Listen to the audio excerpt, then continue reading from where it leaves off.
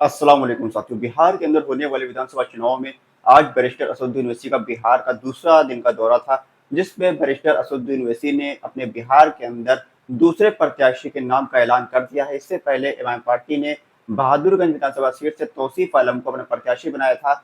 आज बिहार के पूर्वी चंपारण जिले के अंदर बैरिस्टर असदुद्दीन ओवैसी की जनसभा हुई, जिस जनसभा के अंदर बैरिस्टर असदुद्दीन ओवैसी ने ढाका विधानसभा सीट से एमआईएम पार्टी के राजपूत नेता राजपूत फेस को अपना प्रत्याशी बनाया है। ढाका विधानसभा सीट से ये राजपूत नेता है राणा रणजीत सिंह, जो कि शिवहर लोकसभा सीट से एमआईएम पार्टी के लोकसभा प्रत्याशी भी रह चुके हैं।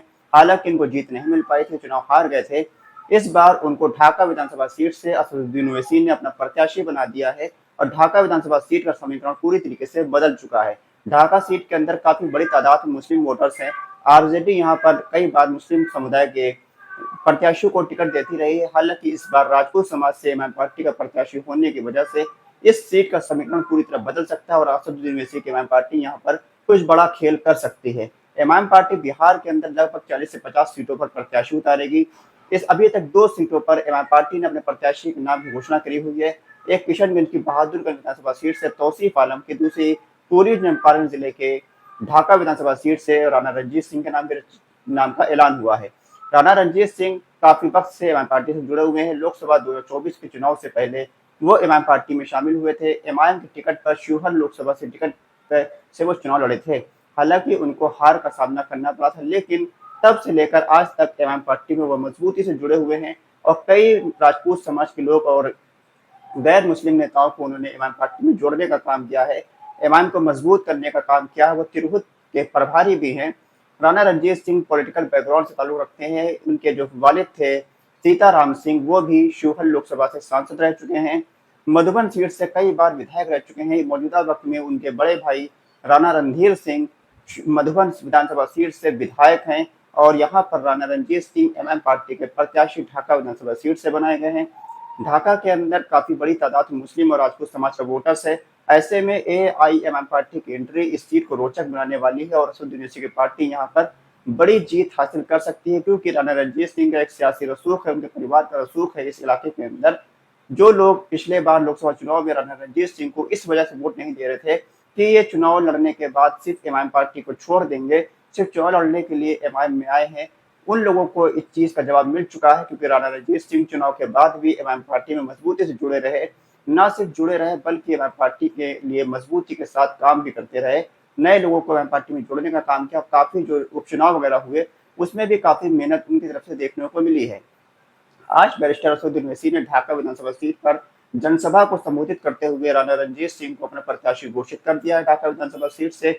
इसके अलावा जो असदुद्दीन ओवैसी हैं वो कल फिर बिहार में ही रहने वाले हैं और यहाँ पर कई और प्रत्याशियों के नाम का ऐलान कर सकते हैं।